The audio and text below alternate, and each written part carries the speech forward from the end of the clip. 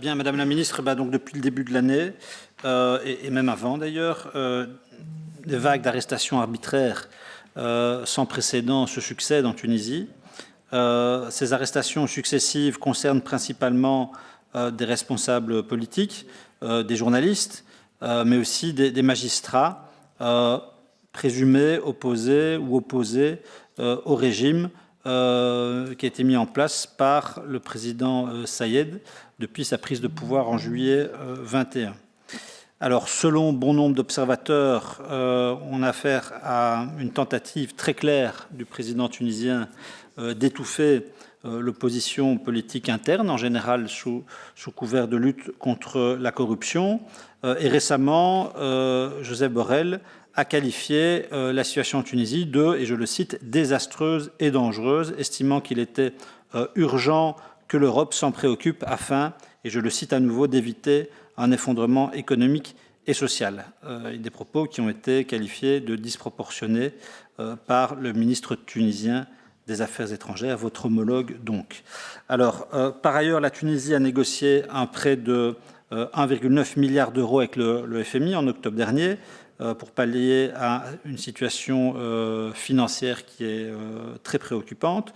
Ce prêt ne sera octroyé par le FMI qu'en échange de réformes structurelles dans le pays, condition à laquelle refuse de se soumettre le président tunisien. Et dans ce contexte, le haut représentant de l'Union européenne pour les affaires étrangères vous a mandaté, ainsi que votre homologue portugais, pour une mission d'évaluation afin d'établir un rapport sur la situation sur place. Et au regard de la situation politique et économique difficile, préoccupante, je l'ai dit, particulièrement pour la population tunisienne qui subit de plein fouet cette crise, et d'ailleurs un joueur de football ou un ex-joueur de football s'est immolé récemment dans le sud tunisien. Et je vous rappelle que l'immolation d'un vendeur de légumes avait inauguré les printemps arabes en 2011. Et donc, il y a aussi les enjeux migratoires, évidemment, qui découlent de tout cela. Voici donc mes questions. Quelles ont été vos observations et comment analysez-vous la situation en Tunisie? Quel est l'avis de notre représentation sur place concernant la sécurité et particulièrement la sécurité de nos ressortissants? Quelles actions comptez-vous entreprendre dans le cadre européen afin de trouver une solution et d'apaiser la situation en Tunisie? Et il semblerait que certains, au niveau européen, plaident en faveur d'un conditionnement de l'aide financière apportée par l'Union à des engagements en matière de retour des migrants venus de Tunisie. Pouvez-vous m'assurer, Madame la Ministre, que ce n'est pas la position défendue par la Belgique? Voilà, je vous remercie. Donc, difficile évidemment de tirer des conclusions à un travail qui n'a pas encore commencé, donc je serai très attentif et très curieux de découvrir le résultat du travail que vous a confié M. Borrell. Dans un contexte qui est très difficile, on a l'impression d'avoir affaire à un président qui est occupé par une forme de fuite en avant.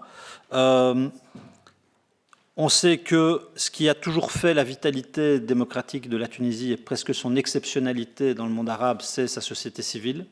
Avant d'ailleurs, bien avant la révolution, déjà sous Bourguiba, puis Ben Ali, la société civile tunisienne a toujours eu cette réputation d'être très active syndicalement, sur le droit des femmes, sur l'enseignement, etc., les soins de santé, une société très éduquée. Et on a l'impression aujourd'hui que le président tunisien cherche à liquider les corps intermédiaires et à dévitaliser cette société civile qui faisait ou qui fait encore la grandeur de la Tunisie.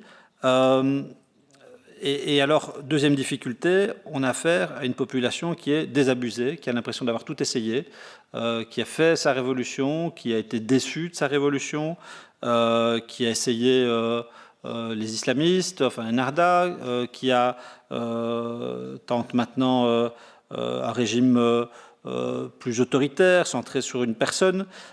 Et donc, la difficulté aujourd'hui de la Tunisie, c'est de pouvoir redonner espoir à la population. Et je pense que de ce point de vue-là, nous, Européens, on va avoir un rôle décisif à jouer pour ne pas que la Tunisie, petit pays coincé entre deux géants instables, s'enfonce finalement dans une crise qui la guette maintenant depuis malheureusement plusieurs années. Voilà, merci et en tout cas bon travail.